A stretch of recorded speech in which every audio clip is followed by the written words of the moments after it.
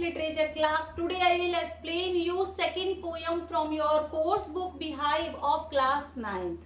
Name of the poem is Wind. Wind का meaning होता है हवा. The wind blows strongly and causes a lot of destruction. Destruction का meaning होता है विनाश या तबाही.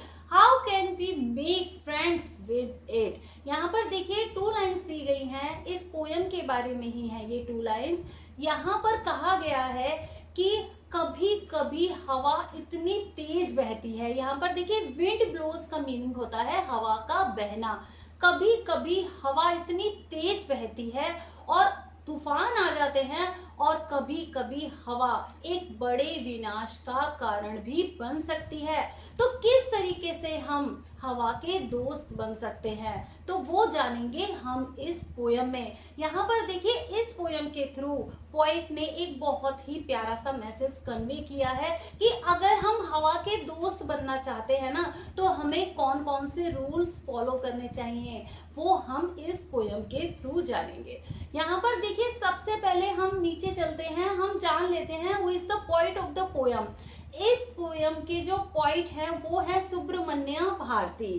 ठीक है, सुब्रमण्य भारती ने इस पोयम को तमिल में लिखा था और A.K.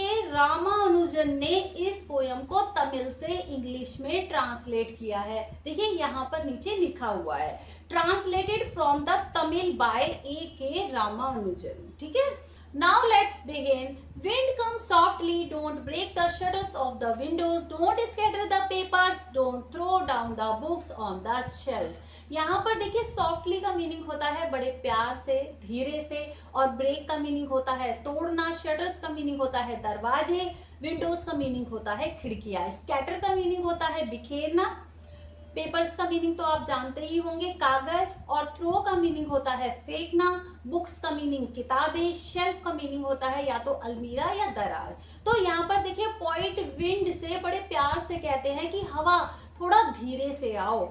विंडोज के जो शटर्स हैं, विंडोज के जो दरवाजे हैं उनको मत तोड़ो, पेपर को मत बिखराओ और किताबों को शेल्फ से नीचे मत फेंको. यहाँ पर देखिए हवा इतनी तेज चली हुई है तो यहाँ पर पॉइंट हवा से रिक्वेस्ट कर रहे हैं, विंड से रिक्वेस्ट कर रहे हैं कि हवा थोड़ा धीरे से आओ, विंडोज के शटर्स को मत तोड़ो, पेपर्स को मत बिखराओ और बुक्स को शेल्फ से नीचे मत फेंको.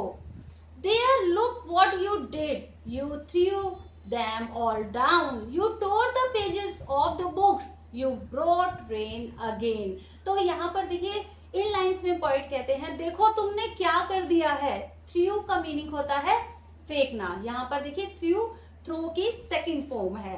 तो यहाँ पर पॉइंट कहते हैं देखो तुमने क्या कर दिया, तुमने सभी चीजों को नीचे फेंक दिया. You tore the pages of the books. Tore का मीनिंग होता है फाड़ना. तुमने सभी बुक्स के पेजेस को फाड़ दिया है. You brought rain again. देखो तुम वर्षा ले आए हो. तो यहाँ पर इन 3 लाइन्स में पॉइंट ये कह रहे हैं कि देखो तुमने क्या कर दिया है, तुमने सारा सामान बिखेर दिया है, तुमने बुक्स को नीचे फेंक दिया है और तुमने किताबों के जो पेजेस हैं उनको फाड़ दिया है और देखो तुम बारिश भी ले आए हो. देखो कभी कभी जब तूफान बहुत तेज होता है तो उसके साथ क्या आता है, बारिश भी आ जाती है. तो यहाँ पर पॉइंट यही कह रहे हैं कि देखो तुमने सब कुछ बिखेर दिया है, सब कुछ अस्त व्यस्त कर दिया है और देखो तुम बारिश भी ले आए हो. You are very clever at poking fun at weaklings, frail crumbling houses, crumbling doors, crumbling rafters, crumbling wood, crumbling bodies, crumbling lives, crumbling hearts. यहाँ पर देखिए पॉइंट अब इन 4 लाइन्स में कहते हैं कि तुम बहुत चालाक हो. यहाँ पर देखिए पोकिंग फन का मीनिंग होता है मजाक उड़ाना, वीकलिंग्स का मीनिंग होता है जो कमजोर लोग होते हैं, फ्रेल का मीनिंग होता है वीक या कमजोर, और यहाँ पर देखिए क्रम्बलिंग का मीनिंग होता है या तो टुकड़े टुकड़े हो जाना या एक ऐसी अवस्था कि जिसमें कोई भी घर ढह जाता है या किसी भी चीज की बहुत ही वीक अवस्था या जर्जर अवस्था. ठीक है, तो यहाँ पर देखिए क्रम्बलिंग हाउसेस का मीनिंग है बहुत ही कमजोर घर, क्रम्बलिंग डोर्स का मीनिंग है बहुत ही लटकते हुए झूलते हुए कमजोर दरवाजे, क्रम्बलिंग राफ्टर्स का मीनिंग है ऐसे छज्जे, राफ्टर्स का मीनिंग होता है जहां पर बीन लगा होता है और उसके ऊपर छज्जा गिरा हुआ होता है।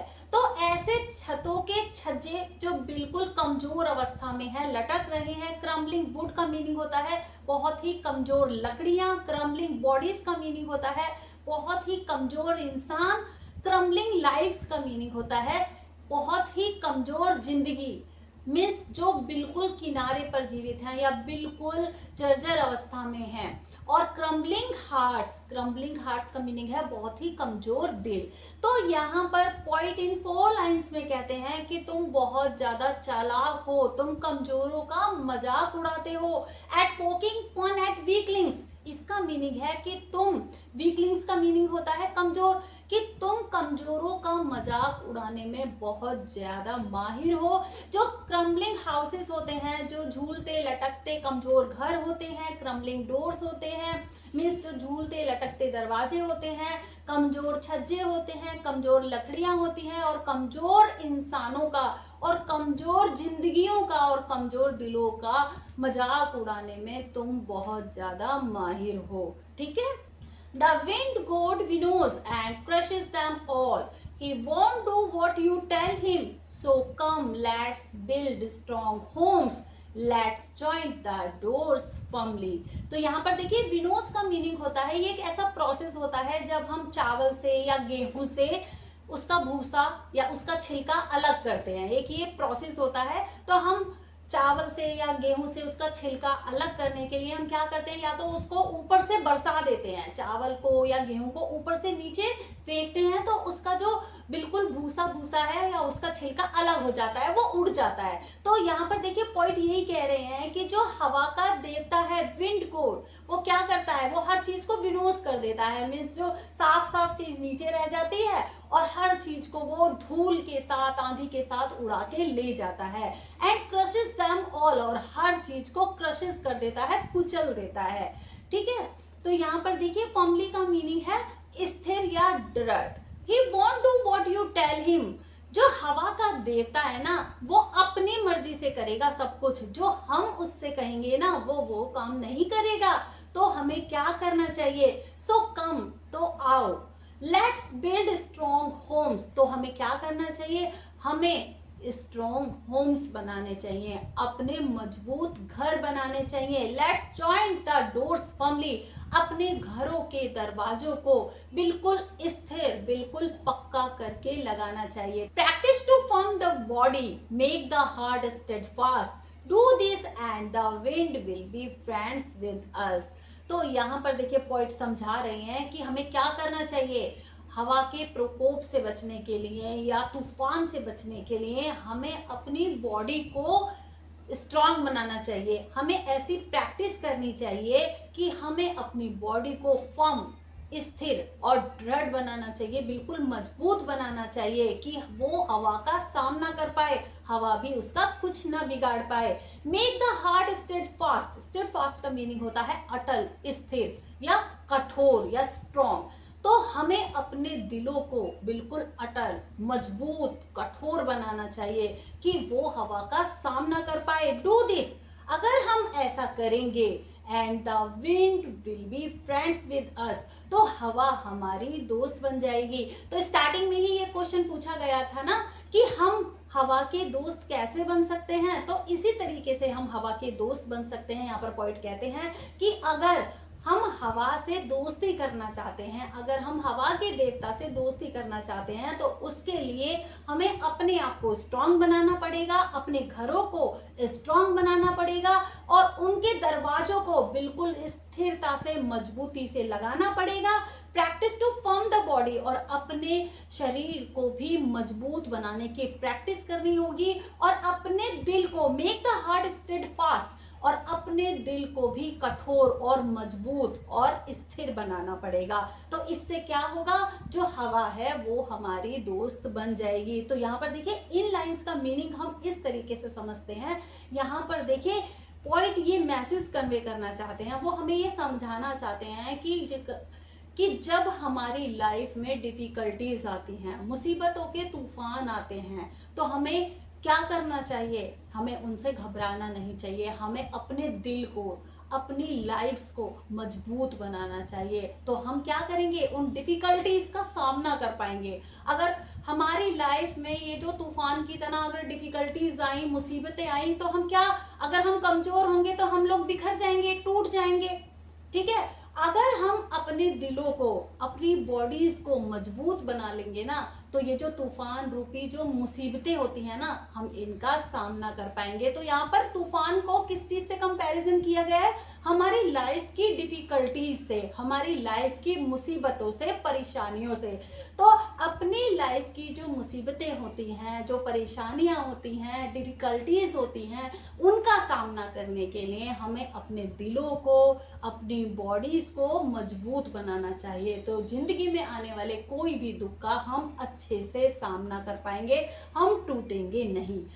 अब देखिए लास्ट 4 लाइन में हम देख लेते हैं। The wind blows out weak fires, he makes strong fires roar and flourish, his friendship is good, we praise him every day. यहाँ पर देखिए पॉइंट कह रहे हैं कि जब जो फायर है, आग है, वो वीक होगी, छोटी सी चिंगारी होगी, तो हवा क्या करेगी? उसको ब्लो आउट कर देगी, मीन्स उसको बुझा देगी। एक छोटी सी चिंगारी को, एक कमजोर सी फायर को हवा बुझा देगी अपने झोंकों से। और अगर फायर स्ट्रांग होगी, अगर आग थोड़ी सी तेज होगी, थोड़ी सी स्ट्रांग होगी, तो विंड क्या करेगी, हवा क्या करेगी? उसको और ज्यादा तेज कर देगी। आपने देखा ही होगा कि एक छोटी सी चिंगारी जल रही हो, एक छोटा सा दीपक जल रहा हो, तो हवा जब तेज होती है तो वो बुझ जाता है। लेकिन जब आग ज्यादा होती है तो हवा चलती है तो और ज्यादा लपटें उठनी स्टार्ट हो जाती हैं। इन 2 लाइंस में पॉइंट यही कहना चाहते हैं कि जब आग छोटी होती है, वीक होती है, तो हवा उसको बुझा देती है। लेकिन जब आग स्ट्रांग होगी ना, मजबूत होगी, या ज्यादा जल रही होगी या तेज जल रही होगी, तो हवा भी उसका कुछ नहीं बिगाड़ पाएगी और उसको और ज्यादा तेज कर देगी। आपने देखा ही होगा जब तूफान आता है तो आग की और ज्यादा लपटें उठनी स्टार्ट हो जाती हैं। यहाँ पर देखिए फ्लरिश का मीनिंग होता है ग्रोथ हो जाना। तो यहाँ पर देखिए फ्लरिश को आग के लिए यूज किया गया है, फायर के लिए यूज किया गया है। तो इसका मीनिंग है कि आग का भड़कना या आग में तेज तेज लपटें उठना।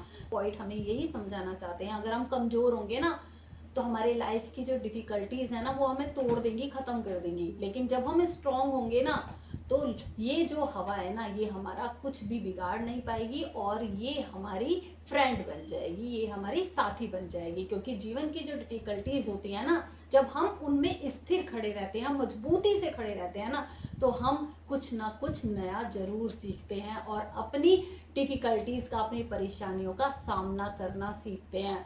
तो ये सारी चीजें हमें और ज्यादा अंदर से मजबूत बनाती हैं।